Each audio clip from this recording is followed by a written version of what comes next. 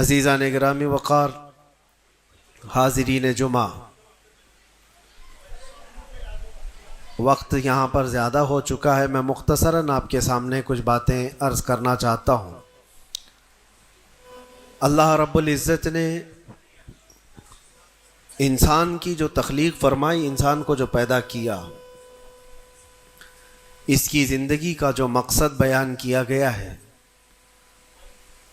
قرآن پاک میں اللہ تعالیٰ نے فرمایا وَمَا خَلَقْتُ الْجِنَّ وَالْإِنسَ إِلَّا لِيَعْبُدُونَ، جنات اور انسانوں کو میں نے صرف اپنی عبادت کے لیے پیدا کیا ہے۔ جس چیز کو جس مقصد کے لیے بنایا گیا ہے، اسی مقصد پہ اس کو عمل کرتے رہنا چاہیے۔ جہاں وہ چیز اپنے مقصد پر عمل چھوڑ دیتی ہے تو پھر وہ کباڑ کے قابل ہو جاتی ہے۔ کوئی مشین اگر گھر پر لائے ہوں، مسالہ پیسنے کی مشین، مکسر، اگر وہ اپنا کام نہیں کر رہی ہے تو پھر وہ مشین گھر میں رکھنے کے قابل نہیں ہوتی۔ واشنگ مشین کپڑے دھونے کے لیے استعمال کی جاتی ہے، اور اگر وہ کپڑے دھونا ہی چھوڑ دے تو وہ اپنا مقصد چھوڑ چکی ہے۔ اب اس کی جگہ بھنگار میں یا کباڑ خانے میں ہی ہوتی ہے۔ انسان جب اپنی زندگی کا مقصد بھول جاتا ہے تو پھر اس کی بھی دنیا میں رہنے کا کیا حاصل ہے؟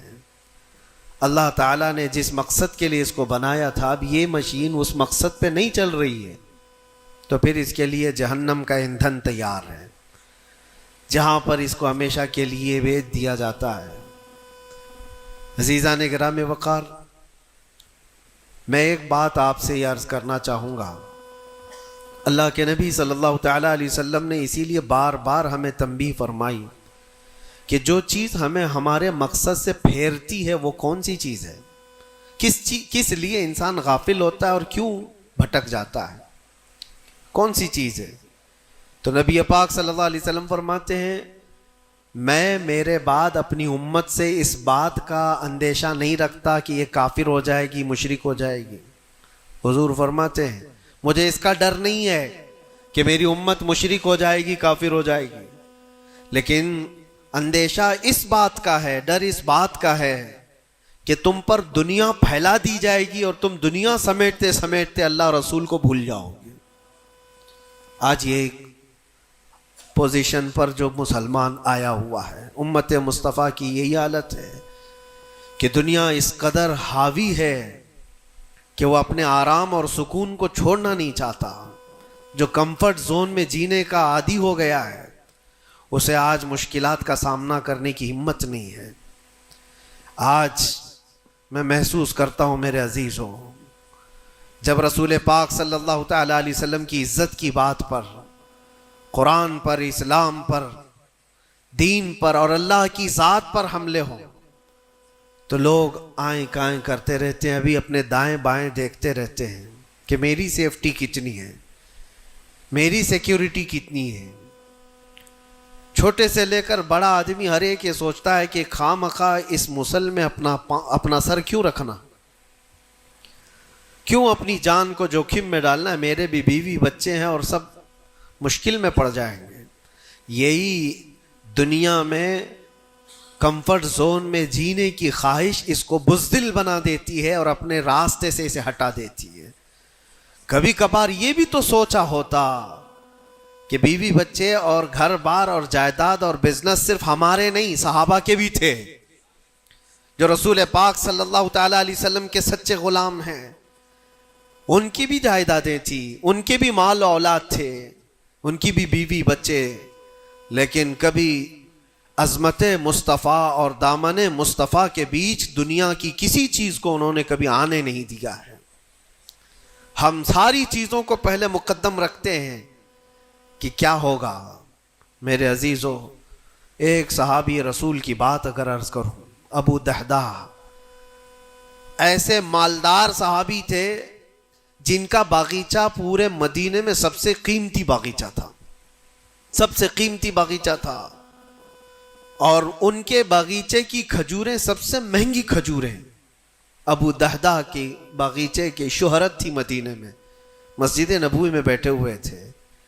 حضور پاک صلی اللہ تعالیٰ علیہ وسلم کے پاس ایک مسئلہ آیا تھا، ایک یہودی کا اور ایک مسلمان کا، ایک دوسرے صحابی کا. اس یہودی کے اور مسلمان صحابی کے درمیان جو مسئلہ وہ تھا ایک درخت کو لے کر کے، کھجور کے درخت وہ یہودی کے آنگن میں تھا جس کی کھجوریں اس صحابی کے گھر پہ گر جاتی تھی.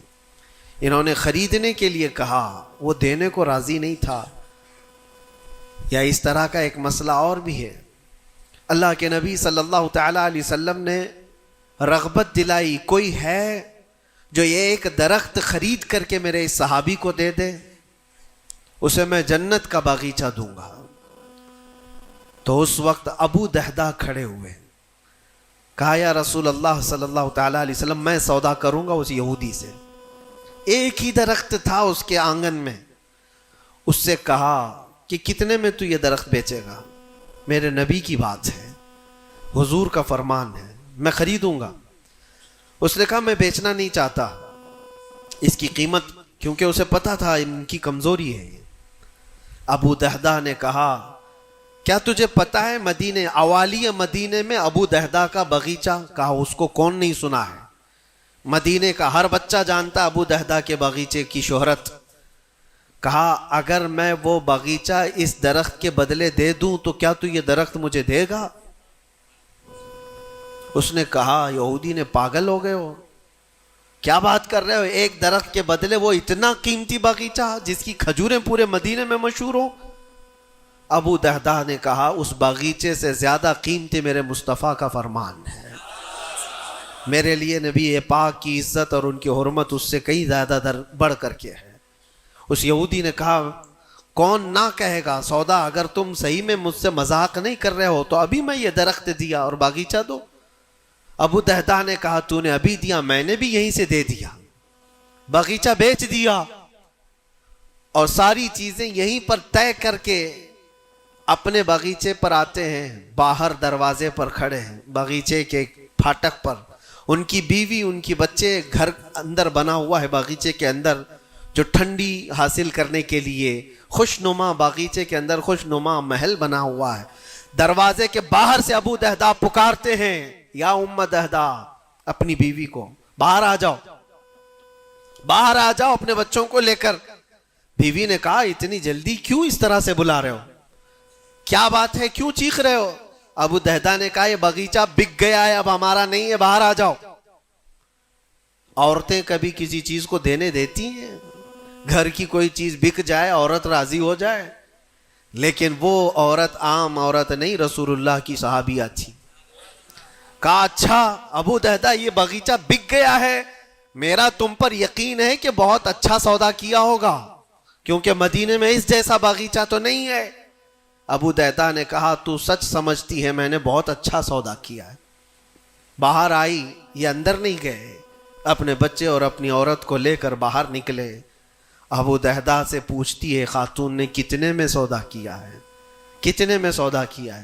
کہا بس وہ ایک درخت کے بدلے جو یہودی کے آنگن میں ہے میں نے یہ باغیچہ پورا اس کو دے دیا.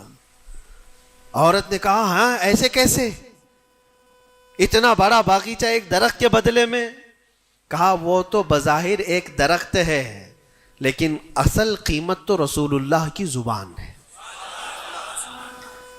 کہا اللہ کے نبی نے کیا فرمایا؟ کہا کہ ایک درخت جو اس یہودی کا خرید کر کے ایک صحابی کو دے دے میں اسے جنت کا باغیچہ دے دوں. ابو دہدہ نے جیسے یہ سنایا تو ام دہدہ کہتی ہیں ابو دہدہ تم نے کبھی میرا یقین نہیں توڑا، آج میں یہ کہتی ہوں یہ باغیچہ ہی کیا حضور سے پوچھتے ہم سب بھی بکنے کو تیار ہیں. اللہ کے نبی صلی اللہ تعالی علیہ وسلم کی ذات پر یہ یقین کامل تھا، انہیں دنیا بیچ میں کبھی روک نہ سکی. ہمارے تو چھوٹی دکانیں ہمیں روک دیتی ہیں، ہمارے تو چھوٹے دروازے ہمیں روک دیتے ہیں. عزیزان گرامی وقار، اپنے مقصد حیات سے آدمی جب بھٹکتا ہے تو کون سی چیزیں جو اسے اٹریکٹ کرتی ہیں دنیا میں؟ یہ مال دولت. مجھے وہ بات یاد آتی ہے صدیق اکبر رضی اللہ تعالیٰ عنہ حضور پاک صلی اللہ علیہ وسلم کے ساتھ بیٹھے ہیں. حضور پاک صلی اللہ تعالیٰ علیہ وسلم کے ہاتھ میں ایک پیالہ ہے جس میں شہد ہے، آپ اس کو نوش فرمانا چاہتے ہیں، منہ کے قریب لے گئے، اچانک آپ نے واپس رکھ دیا اور کسی چیز کو دھکا دے کر کے ہٹانے لگے، جیسے کوئی مکھیوں کو بھگاتا ہے، جبکہ نبی پاک صلی اللہ علیہ وسلم کے جسم کے قریب کبھی کوئی مکھی نہیں آتی، لیکن اندیکھی چیز کو آپ ہٹا رہے تھے۔ پھر تھوڑی دیر کے بعد پیالے کو اٹھایا، پھر تھوڑی دیر منہ کے قریب جاتے ہی واپس رکھ دیا، پھر کسی چیز کو دھکا دے کر نکال رہے تھے۔ تیسری مرتبہ پیالہ اٹھایا تو صحابہ نے دیکھا آپ کی آنکھوں سے آنسو روا ہیں، حضور پاک صلی اللہ تعالی علیہ وسلم کیا اشک بہ رہے ہیں۔ تو صحابہ نے پوچھا یہ کیا معاملہ ہے؟ حضور اکرم صلی اللہ تعالی علیہ وسلم فرماتے ہیں پہلی بار جب میں نے شہد کا پیالہ اٹھایا تو دنیا میرے پاس سج سنور کر کے آئی، تیار ہو کر آئی، اور کہا اے اللہ کے نبی میرا حسن و جمال آپ قبول کر لیں، ہر طرح کے حسینائیں آپ کے قدموں میں لا کر رکھ دوں گی، ہر طرح کا حسن آپ کے قدموں میں لا کر رکھ دوں گی۔ حضور فرماتے میں نے دھکا دے کر دور کیا کہ مجھے تیرے حسن و جمال کی ضرورت نہیں، دنیا چلی گئی۔ دوسری بار جب میں نے پیالہ اٹھایا تو دنیا پھر آئی میرے پاس، اور پورے زر و جواہرات اور دولت کے انبار لے کر دنیا نے کہا اے اللہ کے نبی یہ قبول کر لیں، آپ کے قدموں میں سونے کے محلات اور جواہرات سجا دیے جائیں گے۔ حضور پاک صلی اللہ علیہ وسلم فرماتے میں نے اس کو بھی دھکا دے کر دور کیا، نہ تیرے حسن و جمال کی طرف میں رغبت کروں گا، نہ تیرے دولت و مال کی طرف، مجھے اس کی بھی حاجت نہیں۔ تیسری بار بہت امپورٹنٹ چیز میں عرض کر رہا ہوں، جو کہنا چاہتا ہوں توجہ سے سنیں۔ حضور پاک فرماتے ہیں تیسری بار دنیا میرے پاس آئی اور کہا اے اللہ کے نبی آپ نے میرے حسن و جمال کو بھی نہیں قبول کیا، دولت و مال کو بھی نہیں قبول کیا، مجھے دھکا دے کر دور کیا، لیکن ایک بات ہے آپ کے بعد آپ کی امت ایسا نہیں کر سکے گی، وہ دولت و مال اور حسن و جمال کی طرف بھاگے گی اور آپ کو چھوڑ دے گی۔ حضور فرماتے ہیں جب میں نے یہ بات سنی تو میرے آنسو نکل آئے، کیا میری امت مجھے چھوڑ کر اس طرح دور ہو جائے گی؟ دل پر ہاتھ رکھ کر کے سوچو ہے مسلمانوں، کیا آج وہ پوزیشن نہیں ہے؟ ہم ان دو چیزوں کے چکر میں اپنے نبی پاک صلی اللہ علیہ وسلم سے کتنی دور بھاگے جا رہے ہیں۔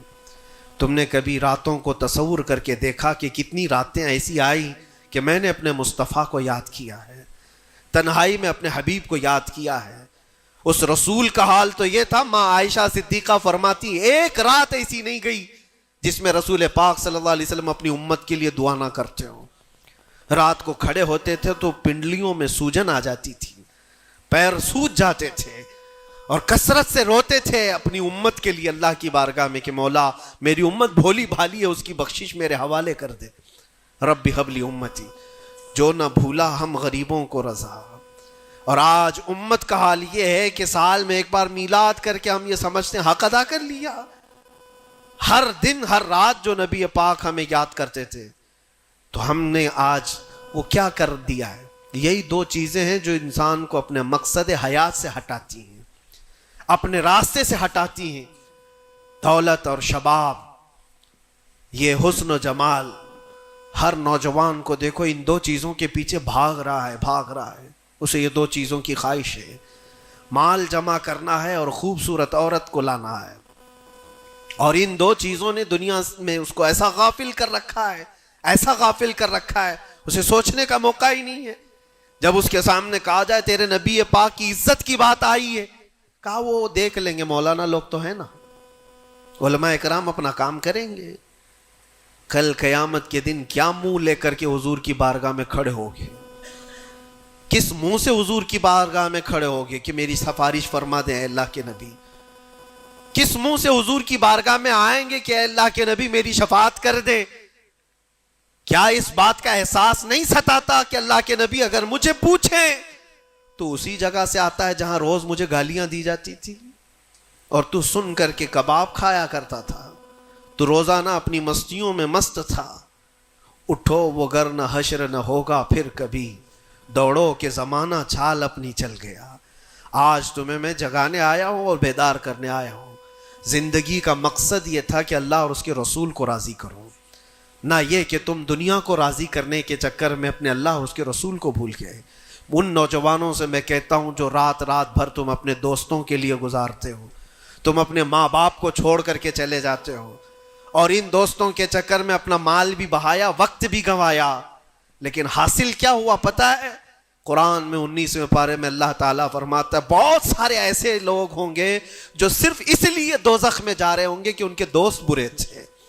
یا ویلتا لیتنی لم اتخذ فلانا خلیلا, وہ پکارے گا اے کاش میں فلاں کو دوست نہیں بنایا ہوتا تو آج دوزخ میں نہیں جا رہا ہوتا. بہت سارے ایسے لوگ, اور جن کے لیے تم نے زندگی پوری اجاڑ دی, وہ کب تک کے لیے آئے تمہارے پاس؟ کب تک کے لیے؟ کیا تمہارے جنازے کے کندھا دینے کے بعد ختم ہو گئی بات؟ کون تمہاری قبر میں آتا ہے؟ کون تمہارے قبر کے حالات دیکھتا ہے؟ کون ہے جو حشر میں تمہارے معاملات کی سفارش کرتا ہے؟ ہے کوئی نوجوان دوست تمہارے لیے مددگار؟ نہیں. تمہارا دل بھی یہ کہے گا اس قبر کی نئی زندگی میں اگر کوئی آئے گا تو وہ آمنہ کا لال آئے گا. نبی پاک صلی اللہ تعالیٰ علیہ وسلم تشریف لائیں گے. بزرگان دین نے یہاں تک فرمایا ہے وہ قبر میں میرے آقا صلی اللہ تعالیٰ علیہ وسلم اس حالت میں اور اتنی جلدی آتے ہیں, اور منکر نکیر کے اٹھانے سے پہلے اس سے کہتے ہیں فرشتوں سے آہستہ سے اٹھاؤ, میری محبت میں بڑا تھک کے آیا ہے. وہ کس کے لیے ہے؟ جو محبت مصطفیٰ میں تھکا ہوا ہو اس کے لیے ہے. وہ نہیں جو عیش و عشرت میں شباب و کباب میں یہاں تھک کر کے گیا ہو. وہاں پر بھی بزرگوں نے فرمایا قبر میں حضور پاک صلی اللہ تعالیٰ علیہ وسلم کچھ لوگوں کی, کچھ مومنین کی قبر میں ایسے بھی حالات ہوں گے کہ جب فرشتے اس کو اٹھا کر جھنجھوڑ کر پوچھ رہے ہوں گے بتا ان کے بارے میں کیا کہتا تھا دنیا میں, حضور اپنا چہرہ پھیر لیں گے. حضور فرماتے ہیں خبردار میری طرف مت دیکھنا, اس لیے کہ دنیا میں تجھے میرا چہرہ پسند نہیں تھا. جس کو پسند کرتا تھا اس کو آج بلا لے. تمہارے پاس کوئی اور آپشن رہ جائے گا قبر میں بلانے کے لیے کسی کو؟ اپنی زندگی کا مقصد سمجھ لو. جتنے لوگ ڈائیورٹ کرتے ہیں ادھر ادھر, ان کی طرف توجہ نہ کرو. کبھی آپ گاڑی چلا رہے ہو, جو لوگ گاڑی میں بیٹھے ہو ان کو اچھی طرح سے معلوم ہونا چاہیے. اگر یہاں سے نکلیں آپ پونا جانا چاہتے ہیں, تقریباً 150-200 کلومیٹر کا فاصلہ ہے. راستے میں بہت سارے مناظر آتے ہیں, بہت سارے اچھے منظر دیکھنے کو ملتے ہیں. کبھی پہاڑیاں ہیں, کبھی درخت ہیں, کبھی جھیل ہے, کبھی کچھ ہے, کبھی کچھ ہے.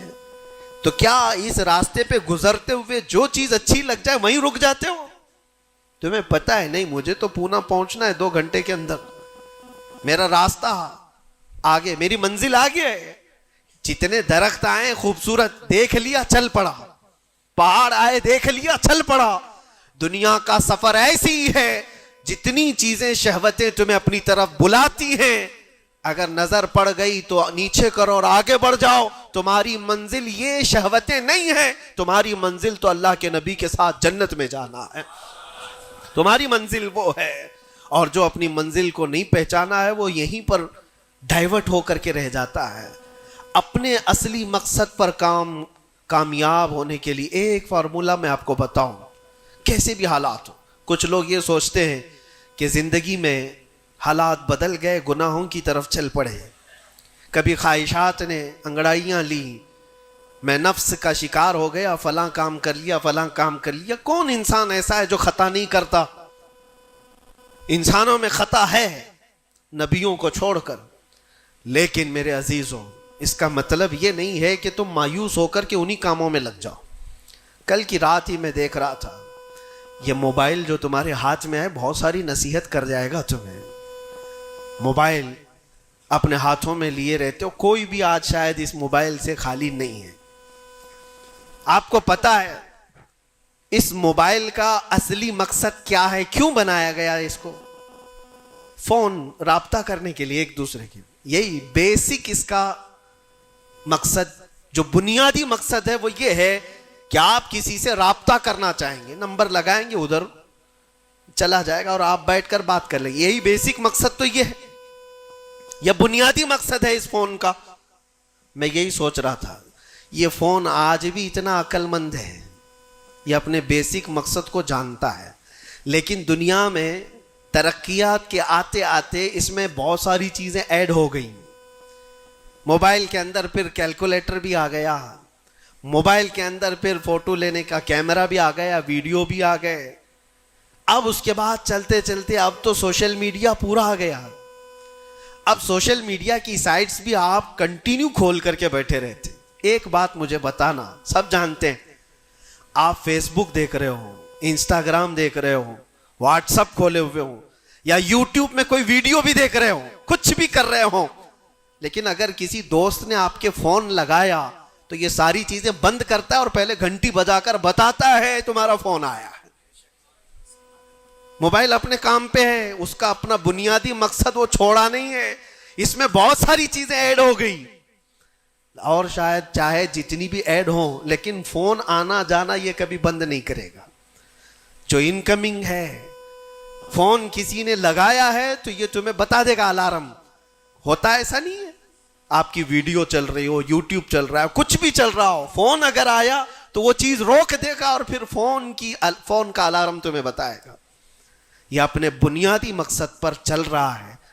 تمہاری زندگی میں چاہے جتنی بھی چیزیں ایڈ ہو جائیں, جس وقت اذان ہو جائے تمہیں سمجھ جانا چاہیے میرا مولا بلا رہا ہے. میرے اصلی مقصد کے لیے میں جو دنیا میں ہوں وہ اللہ کی عبادت کے لیے ہے. میرے رب کا فرمان, میرے رب کا اعلان آ چکا ہے, چھوڑو ساری چیزیں. جتنی بھی چیزیں ایڈ ہو جائیں اس چیز کو روکنا. اچھا, اور دوسری ایک چیز یہ بھی ہے اس موبائل کی, میں محسوس کر رہا تھا یہ بہت اچھا ہے بیچارہ, یہ موبائل اپنے مقصد پر کامیاب ہے, اس لیے کہ اس کو کبھی کسی کے ہاتھ میں دو تو ہی گندا بنتا ہے. جب تک اس کو کوئی چلاتا نہیں ہے, تم چلاؤ گے, اندر گھسو گے, بہت ساری چیزوں میں داخل ہوتے رہو گے, پتہ نہیں کیا کیا کھولتے رہو گے, وہ سب چیزیں وہ کرتا چلا جائے گا.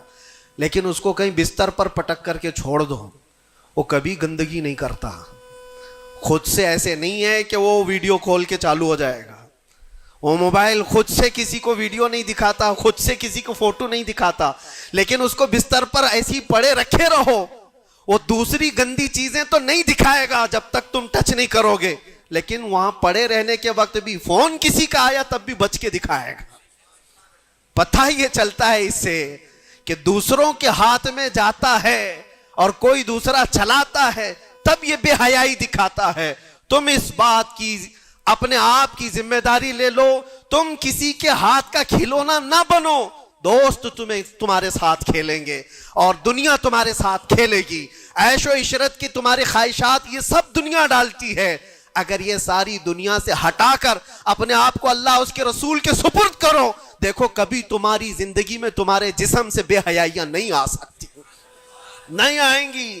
یہ جسم اللہ, اس جسم کا مالک کون ہے؟ اللہ ہے. اور ہماری گردنوں کی اوپر اگر کسی کا حکم ہے تو وہ رسول اللہ کا ہے.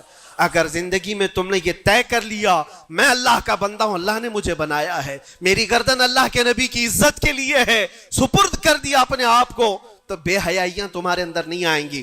ہاں ہوتا یہ ہے کہ تم نے اپنے آپ کو دوسروں کے سامنے پیش کیا ہے, دوستوں کے سامنے. ارے کس کو تم جان جان کہتے رہتے ہو, تو میری جان ہے, میں تیری جان ہوں. پتہ نہیں کتنوں کو جان کہا ہے اور کوئی جان کسی کے کام کی نہیں ہے, کسی کے کام کی نہیں ہے.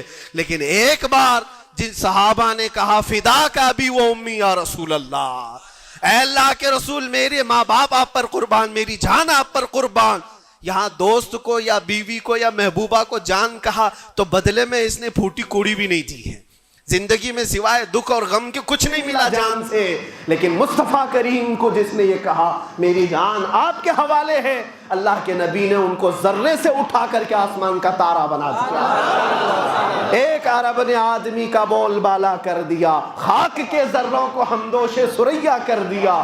خود نہ تھے جو راہ پر اوروں کے ہادی بن گئے, کیا نظر تھی جس نے مردوں کو مسیحا کر دیا.